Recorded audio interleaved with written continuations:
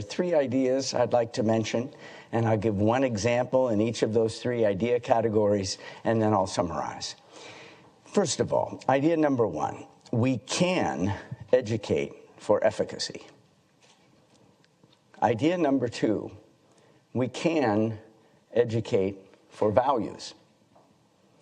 And number 3, if we do these 3 things, we will be transformed.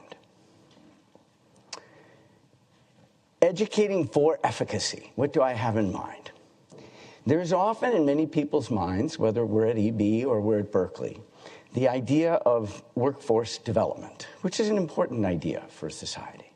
And I think for many people, there is a kind of false dichotomy between, are we preparing people for the workforce? Are we preparing them for life? I always loved this phrase, a great wide education makes one's mind a pleasant place to spend one's time. And I think for those of us that are deeply curious, that's a favorite type of phrase. And yet we know society does need productive members.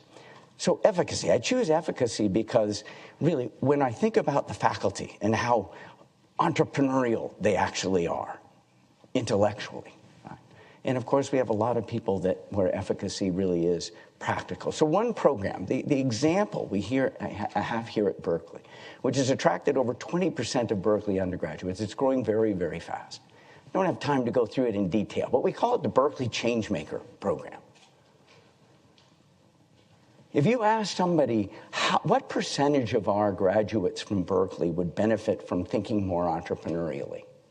Almost everybody answers 100% to that. Now, you could teach another course in entrepreneurship, and 5 or 10% of the people might take it. But that's not an approach to helping everybody think more entrepreneurially. So the program, this Berkeley Changemaker program, has 3 components.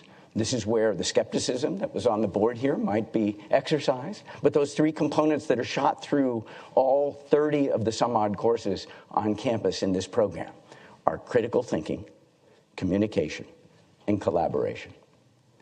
And those are 3 fundamental things, whether you want to be a scholar with your life, or you want to be a practitioner, or you want to be a founder. And it doesn't need to be a founder of a private sector enterprise. We can educate for efficacy, and it does take a lot of intention, and I think we are doing so. Idea number 2, we can educate for values. This is complicated terrain.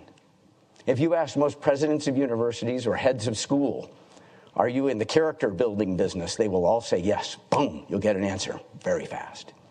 If you said, are you in the values development business? You'd get a long pause. It's much more complicated terrain. How do we possibly agree on what values? And so part of what I think we do as great educators is take stands on values that we think help define what our institution is about. I'll give you one concrete example.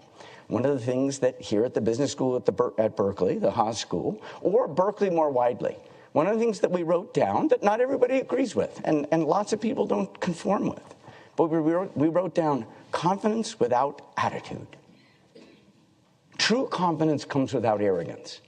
Now, it's easy to disagree with that phrase.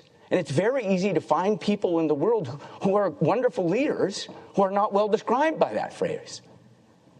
But if you write a phrase like that down, and then you drive it through admissions, and you do a lot of other things, you change yourself over time. You attract a different applicant. You admit a different person. You become a different place. And you become a place that stands for something. Now, again, some people could say you should be values agnostic, and you should just make sure you, as educators, are as wide angle as you can be.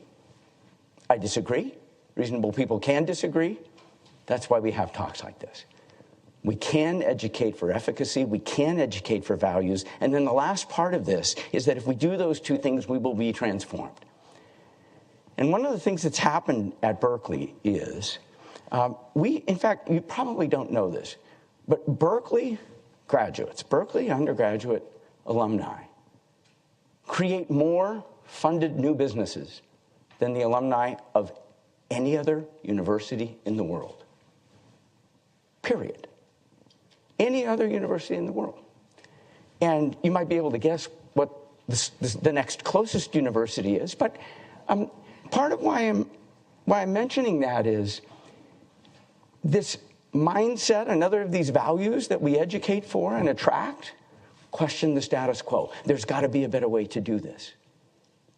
That's not one-to-one with intelligence. There are a lot of people that think there got to be a better way to do this, and there are a lot of very intelligent people who actually don't think that way. All right, so when you put it all together and you start to ask, and I'm not saying that creating funded new businesses is the be-all and the end-all of Berkeley or the be-all and the end-all of EB. That's not the point. But it starts to add up to a lot more than the sum of the parts. And part of why Berkeley's been transformed is that when people do that sort of thing, and whether they're creating social enterprises or they're doing entrepreneurial activity in the public sector, or they're in fact creating public sector, private sector rather, enterprises, they are actually looping resources back into Berkeley.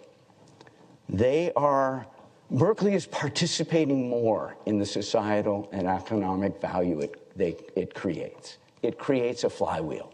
And we're seeing that in capital campaigns and lots of other things. And we don't do it just for that, but it creates a flywheel. So I'll stop there and summarize. I think each of these pieces is a piece where you could say, I'm skeptical. And I think if we can paint a picture of what an educational institution looks like 10 years out, that has taken a stand, has a position, has a point of view, then we can transform ourselves. Last comment. EB, Berkeley, institutions like us are among society's most valuable assets. To what use shall we put them? Thank you.